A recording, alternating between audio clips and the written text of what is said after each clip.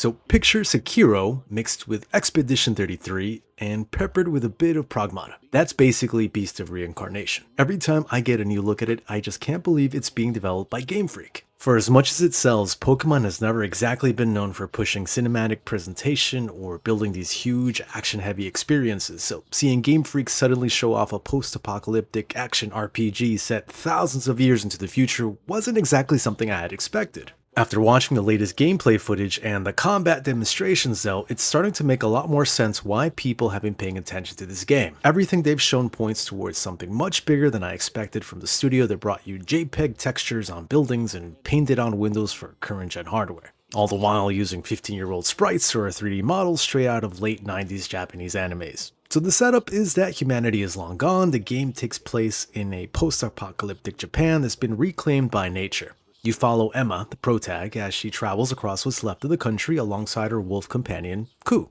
hunting creatures known as Malefics. Instead of moving from one isolated level to another, you get around on a massive moving base that carries you around the world as the story progresses, known as the Cleanse Walker. It looks like it'll give the game a sense of moving to different locations within the same world instead of just random, unconnected areas. Everything seems to have gone through extensive polish. The camera work during cutscenes, the way scenes transition into gameplay, and the scale of some of the environments all feel more cinematic than anything I'd normally associate with Game Freak. They even included an optional cinematic mode for cutscenes that locks them to 24 frames per second, which tells me they clearly care about how these moments are presented, even if I'd probably just stick with the standard mode myself. So its art style leans into a somewhat grounded 3D anime look, something akin to Sekiro and Wu-Chang. Really top-notch presentation. But we all know that a game can look incredible in a trailer, but if the world itself isn't interesting to explore, those first impressions disappear pretty quickly. Remember Starfield? Some planets looked so interesting, but then you'd find out there's nothing there but a desolate wasteland. So I'd say the world itself in Beast of Reincarnation already feels like it's worth exploring. There's something really striking about seeing familiar pieces of Japan completely overtaken by nature, with crumbling highways that disappear beneath forests and a slew of abandoned buildings that sit half covered in vegetation. All the while giant kaijus roam through areas that look like people haven't lived there for centuries. The environments really sell that something terrible happened here long before Emma arrived, without needing characters to stop every few minutes and explain where the yellow paint is or how to solve every other round peg, round hole puzzle. Damn, that ruined lots of God of War Ragnarok for me. Moving on, the soundtrack helps sell that feeling as well. From what we heard so far, it leans into soft piano, strings, and vocal pieces that create a calm atmosphere between fights, before giving way to much bigger orchestral moments when enemies appear. It reminded me why so many people walked away from the trailers talking about the presentation as much as the gameplay. The music isn't trying to overpower every scene, it just gives the world a bit more room to breathe. One detail I also liked was the home base I mentioned earlier, the Cleanse Walker.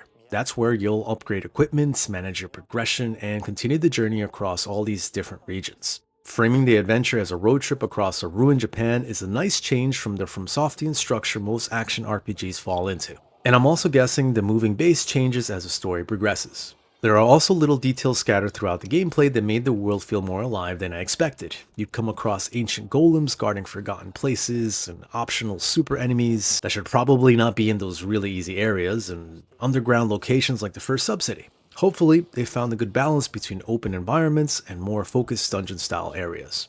As impressive as the world looks though, it's only the backdrop. The reason people keep comparing Beast of Reincarnation to games like Sekiro isn't because of the setting. It's because almost every combat clip they've released puts one mechanic front and center. And after watching enough of it, it's pretty easy to see why. The first thing that stood out to me about the combat wasn't how flashy it looked, it was how much the game seems to encourage you to stay in the enemy's face instead of playing it safe. Every successful parry builds the yellow stagger gauge beneath an enemy's health bar, and once it's full, they're left wide open for a heavy follow-up. Watching the recent gameplay, you can tell the rhythm of combat revolves around reading attacks instead of waiting for tiny openings. Even some of the larger enemies don't stay vulnerable for very long, so there's a constant push to keep the pressure on. The animations also have a nice amount of weight behind them. Emma's sword doesn't fly across the screen with exaggerated effects, every swing feels deliberate. And when a parry connects, there's a bright flash in the blade that gives immediate feedback that you timed it correctly.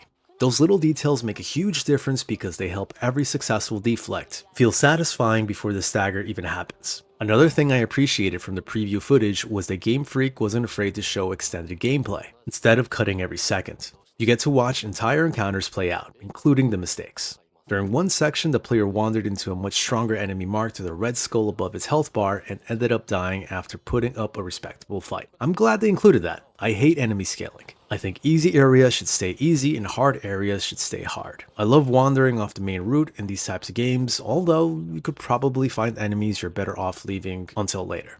It's still fun to find the super enemies and just beat them through mastering the combat. Boss fights seem to follow the same philosophy. With the first major Nushi, you spend the fight building stagger through clean parries, weaving in special abilities, and looking for moments where you can extend your offense before the boss recovers. From what we've seen so far, the pacing feels much more engaging than simply circling an arena waiting for one safe attack window. But Emma isn't fighting alone. Almost everything she does is supported by Ku. At first glance, Ku looks like a companion that follows you around and helps during fights every now and then. The more gameplay I watch, the more I realize it's woven into almost every encounter. Whenever you activate Ku's abilities, time slows almost to a stop, giving you a chance to choose from several different support skills before jumping straight back into combat. Those abilities aren't there just to deal extra damage either. Each one belongs to a different affinity, so choosing the right one depends on what you're fighting. It almost reminds me of a faster Expedition 33 style combat system with real-time control of the action. One example shown during the preview was an armored enemy carrying a large shield. Instead of chipping away at it with regular attacks, Ku used the Bloom ability, which deals high destructive damage. The shield shattered immediately, the enemy staggered, and Emma was able to finish it before it had a chance to recover. Moments like that make it look like understanding enemy weaknesses will be just as important as learning attack patterns. Ku also has its own resource meter that limits how often these support skills can be used, so you're making small decisions throughout every single fight.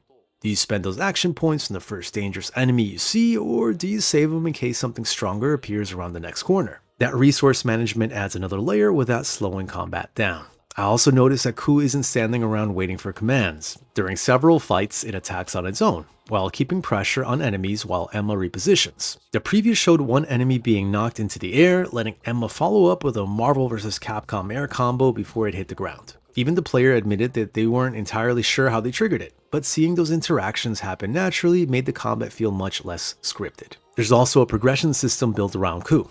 Alongside Emma's attributes and skill tree, Ku has its own upgrades. Between the affinity system, the companion skills, and the stagger mechanics, combat already looks like it has a lot more depth than I expected from the first reveal. The surprising part is that combat still isn't showing everything Beast of Reincarnation has to offer. Because once you start looking beyond the fights, it becomes clear that getting around this world is almost as important as surviving in it. Before the preview started coming out, I assumed Beast of Reincarnation would mostly be a series of combat arenas connected by fairly linear paths. The more footage we've seen, the less that seems to be the case. Emma is surprisingly mobile right from the beginning. She can launch herself onto rooftops, leap across large gaps, and use her hair as a grappling tool to reach places that would otherwise be inaccessible. During some previews, there were several moments where the player climbed much higher than I expected. They even mentioned they didn't have enough time to see just how far some of those buildings could be explored. Seeing those massive ruined structures in the distance makes me wonder how many of them are actually reachable. Personally, I hate it when games include buildings and structures but only let you go inside certain ones or force you to go into a random loading screen.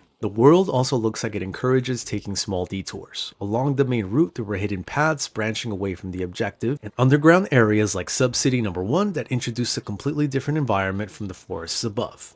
I always enjoy games that reward curiosity, and can give players reasons to wander away from the obvious path instead of rushing from one boss fight to the next. I also liked one little detail that almost went unnoticed during the preview. After dying to one of the stronger enemies, the player didn't respawn back at the previous campfire. They included something similar to the sticks of Marika spread throughout the lands between in Elden Ring, which should help with the unnecessary backtracking without removing the tension that comes from losing a fight. Exploration already looks much richer than I expected, but what really surprised me was how much freedom the progression system seems to give you. Underneath all the cinematic presentation and fast-paced combat, there's a solid layer of RPG mechanics waiting to be built around your own playstyle.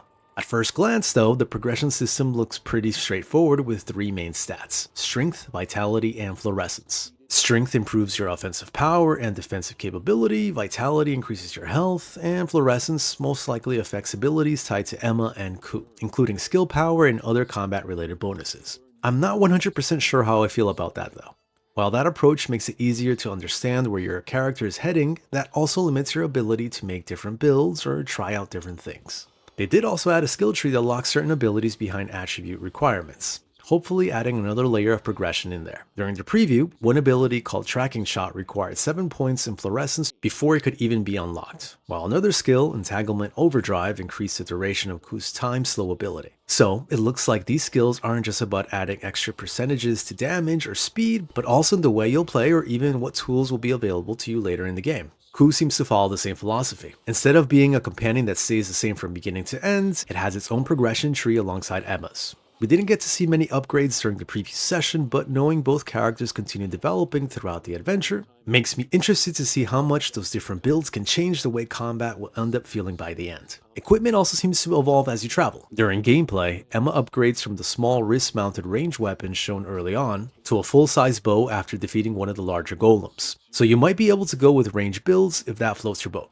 The devs also confirmed that weapons and gear can be upgraded aboard the Cleanse Walker, giving you another reason to return to your moving base between major encounters. Everything we've seen points toward a progression system that's easy to understand, while hopefully still giving players meaningful choices over the course of the adventure. Now, whether those systems stay interesting for 20 or 30 hours is something we'll only know once the full game is out. But the foundation already looks pretty promising. Of course, previews can only tell us so much. The real question is whether all of these ideas come together once players finally get their hands on the full game. And after watching everything that's been shown so far, I've come away feeling much more optimistic than I expected. So being completely honest, this game was not something I was looking forward to. I expected it to be classic Game Freak, just cutting corners with everything they do and zero innovation. But I gotta say, the previews are starting to make me a believer. Just digging through the combat showcase and everything that's been released over the past few weeks, I've come away feeling much more interested than I was when it was first announced. There are still plenty of questions that can't be answered until people get their hands on the full game. We've only seen the opening hours, so it's impossible to know if the enemy variety holds up, or whether the bosses stay interesting throughout the adventure. What if the progression systems don't keep adding new ideas at a good pace? That's something every preview has to keep in mind. At the same time, I think Game Freak deserves some credit for what they've shown. The footage hasn't relied on flashy editing to hide what the game actually is. Several big outlets were giving long gameplay sessions where real people made real mistakes, dying to optional enemies, exploring at their own pace, and spending time in menus explaining the progression systems. That gave me a much clearer picture of what this game wants to be. The more I watched, the more little details started standing out. The way Emma and Ku work together, the decision to build the adventure around the Cleanse Walker instead of a traditional hub, vertical movement used to cross gaps and reach rooftops, even something as simple as those natural checkpoints after important conversations tells me the developers have been thinking about the flow of the game instead of just copying every Souls mechanics they could find, while still copying as many Souls mechanics as it could. Maybe the biggest surprise is that I don't keep thinking about Pokemon while watching it anymore. Now after seeing extended gameplay, it's definitely its own thing. Really makes you wonder how long Nintendo forced Game Freak into slavery in the Pokemon minds. So all in all, the combat looks satisfying, the world has grabbed my attention, and there are enough RPG systems underneath everything to make me curious about how different builds and playstyles may develop over the course of the full game, which will hopefully expand a lot more. Whether all of that comes together is something we'll find out when it launches on August 4th.